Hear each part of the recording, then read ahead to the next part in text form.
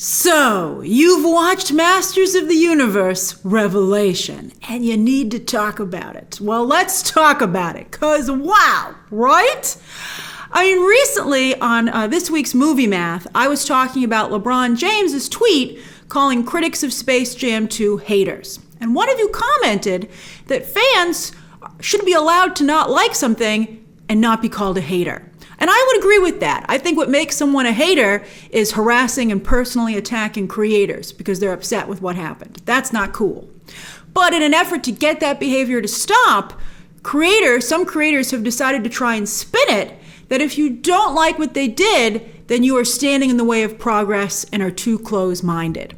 However, it was recently also reported that the majority of the audience for Black Widow, a film with 2 female leads, the majority was young men. So I think that's an important thing to remember. I personally am a big fan of change. I think that it's so important to evolve the cast of characters in film and TV to reflect audiences in a way that's never been done before. I don't want to say today because audiences have always been diverse, but that's not been recognized. So I think this change is vital.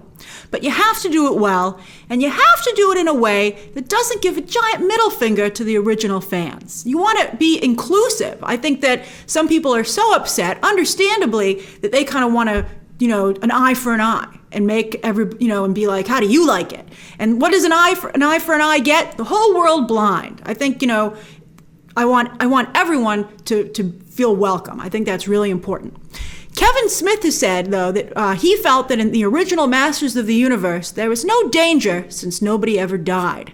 So he decided to go on a killing spree. He-Man, Skeletor, Mossman, Orko, Roboto, and then Prince Adam again, who is now seemingly dead. We'll discuss that. But killing off a character isn't enough. That death has to have meaning. This is like storytelling 101. Although it's a big problem in Hollywood these days, so I guess not. But you can't have these deaths seem like a cheap trick, like subverting expectations, which is what it felt like every single time here. Now, to be fair, this is only part 1. Maybe we'll feel totally different after part 2, but Smith better pray that people show up for part 2. I mean, it's a little like when we talk about saving everything cool for the sequel. Like, you don't know if people are going to come for the sequel or if they're even going to greenlight it. Put your best foot forward first so that you have a really good anchor for going forward. All right, let's dive in. One thing I really want to highlight is this show's really weird queerbaiting. Why are we still queerbaiting in 2021? Teela and Andra are clearly a couple, and Prince Adam really seemed like an LGBT character as well, which made his relationship with Teela really interesting, as they both had a secret that neither one could talk about, but that drew them to each other. That was kind of beautiful. In the original cartoon, the only difference between Prince Adam and He-Man is a tan and S&M clothing. But here, they are very physically different, which lends credibility to Prince Adam's secret identity. But it also makes for a really interesting commentary about what keeping a secret can do to someone and how we imagine ourselves when we're able to break free and be who we truly are. Remember, confidence is the sexiest quality of all. We never really get to know Prince Adam here, but he's so enigmatic. Like, you really want to get to know him. And he seems to have more secrets than just being He-Man. When we visit him in Eternia's version of Valhalla, apparently if you live in Eternia, regular people just die. But if you're a protector of Grayskull, you get to live on forever in Preternia. And he's not only surprisingly effective in his Prince Adam form, but it's revealed that of all the Grayskull protectors who are there, Prince Adam is the only one who chose to be there in his original form instead of walking around like He-Man. You had my curiosity, but now you have my attention. One of the reasons I want to watch part 2 is that I hope we get an answer to why he made that choice. It was a fascinating choice, and I thought he was very effective as Prince Adam in those scenes. Preternia is one of the best parts of the show. Not only seeing Prince Adam again, but him interacting with Teela. And also getting to meet King Grayskull, whose new character design is very cool. I looked it up. King Grayskull had been introduced, I think, in the previous animated series, but I really liked this version of him. I'm hoping we see more of him in part 2 as well. This Preternia stuff was very strong. But for Adam to agree to leave to help Eternia, so he agreed to leave Valhalla, to go back to Eternia, to help them restore magic. But they said when he left, they said, if you die again, you can't come back here. You'll be dead. And he says, I'm going to do it. And then Skeletor was hiding Evil-Lyn's staff the whole time and stabs Prince Adam in the back with blood dripping down his mouth before Prince Adam can famous. He stabs him mid-transformation into He-Man. I thought that was a cheap low blow. I really did. And it will be hard for me to forgive the show for that if they don't fix it in part 2. And even if they do fix it, it'll always leave a bad taste. And Skeletor as the new, basically He-Man, because he says the famous phrase and he transforms with the power sword. That was sacrilegious. I mean, I guess maybe they thought, Kevin Smith and company thought it would be really cool to do that, but I was disgusted. I mean, we all want to see Skeletor laughing at his own bad jokes. We never got that. Instead, I got this, and I was very disappointed in Skeletor, one of the worst parts of the show. Here's another movie quote, which seems to be used a lot these days. You were so busy wondering if you could, you never stopped to think if you should. All right, the worst episode for me by far was episode 4 with Subternia, with Scareglow, who might be an original character, because I looked it up. I was like, this can't be an original character, and it was. But considering how little Skeletor we get here, it's a real disappointment to spend so much time with Scareglow instead. You're like, this could have been Skeletor time. I didn't like anyone's fears that were realized down there. They were like, what's Teela's greatest fear? And I was like, I don't like this. And the whole episode was just a giant waste of time, really. But I guess Scareglow did kill Orko, so he's got that claim to fame. Despite the redesign, Orko is as nerdy as ever and not in a good way. The competent, powerful Orko teased by the trailer was a really good idea, which we did not get. That was sad. Netflix made me promise when I got the screeners not to tell you about Mossman or Robato's deaths, like it was some kind of big deal. They didn't want me to tell you about any of the deaths, but they included that. They were like, don't tell anybody about these characters dying. And of course you don't want to spoil anything. But, their deaths were particularly weak. Who did care? Did you? I didn't even realize it was Mossman hiding down there in the basement garden of Castle Grayskull until right before Skeletor burned him with fire. I didn't even know. I didn't even know it was happening. I thought the plants were just alive because it's an enchanted castle. They're like, no, it's Mossman.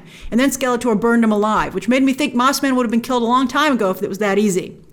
All right, let's talk about the ladies. And considering that He-Man was a show aimed at boys, as I said in my non-spoiler review, I thought it was, again, an odd choice not to have any lead male characters. Sure, you can elevate female characters to co-lead, but it was weird just to have an entire team mostly of women in a show that's reviving a boys show.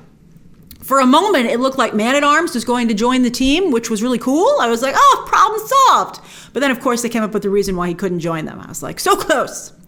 To be clear, again, I have no problem with making Teela a co-lead, and that's what it should have been, her as a co-lead alongside He-Man. I think a show about Teela and He-Man, who are both secretly LGBT, fighting to save Eternia, and then realizing that they are more alike than they think, and helping each other go on a journey not to have any secrets from each other or anyone else, could have been really cool. I saw that potential buried in this show. Their moments together are the best, including their brief flashbacks when Teela remembers working with He-Man back in the day. I thought those were really nice.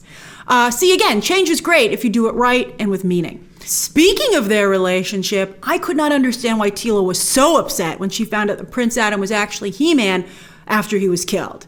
I understand why King Randor was so upset because his son had been in danger and no one had told him. And also he was mean to his son all the time because he thought he was a wimp. And other people who knew that Prince Adam was He-Man, the Queen and Man-at-Arms, just stood there and let him abuse his son, basically. He shouldn't have done that at all. But it's like they were like, it seemed very particularly cruel. They were like, oh, this guy's going to feel bad when he finds out his son was He-Man all along. So I got why King Randor banished everybody and was all upset. And I understand that Teela would be upset to a degree, but so upset that she would leave her friends and family and career all behind. It's like she was just looking for an excuse. Like if her dinner had been late, she'd be like, that's it, I'm out, you guys are monsters. The show had a responsibility to sell that scene, and it didn't do it. Also, her hatred of magic. That also seemed to come out of nowhere. But on that note, the magic versus technology thing that came around was it was so left field, but I thought it was done pretty well at points. That Snake Mountain was taken over by a tech cult run by Triclops, and Teela's interest in that, she was really interested in it, with her engineer girlfriend / fellow mercenary Andra at her side. That twist really played into their relationship. that stuff was good. And it was a good hook to get audiences past He-Man's dead, why should I keep watching this dumb show feeling after episode 1. So I thought that worked, I think, in pulling people's interests through.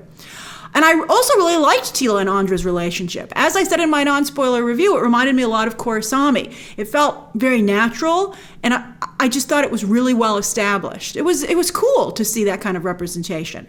So again, it was weird that the show decided to drop it basically after episode 2, and Andra hardly had anything to do and faded into the background. It was just really odd. As I also said in my non-spoiler review, if they weren't going to do anything with Andra, I think it would have been better to make her a male character or to let Man-at-Arms stick around, but to balance out the cast. Now, as for Evil-Lyn, who joins them on their crusade to unite the Power Sword and save magic in Eternia, meh. I mean, Lena Headey's voice doesn't match Evil-Lyn's character design, and she and Teela didn't work together enough. That would have been interesting, going from, at least if you're going to get rid of Skeletor and He-Man, then focus on the female versions of them, right? But instead, Teela is kind of like doing her own thing. She's a loner, and Evil-Lyn gets paired off with Orko for one episode. That's, I think, also one of the reasons I didn't like the Subternia in episode 4. I was like, this pairing does not work. I guess Orko and Evil-Lyn made each other feel better, right? I mean, I guess that was nice, but I didn't like it. My favorite thing about Evil-Lyn was when Skeletor returned and she was like, well, that was fun, but I'm going back with Skeletor, right? I mean, she's like, just when I started to like you kids. I was like, you all look the same age. What are you talking about? But, it was the most realistic and one of the most realistic and sophisticated things about the show, that she was just like, I'm going back to being evil because that's the winning team. I thought that was great. So what are your thoughts about Kevin Smith's Masters of the Universe revelation? What did you like?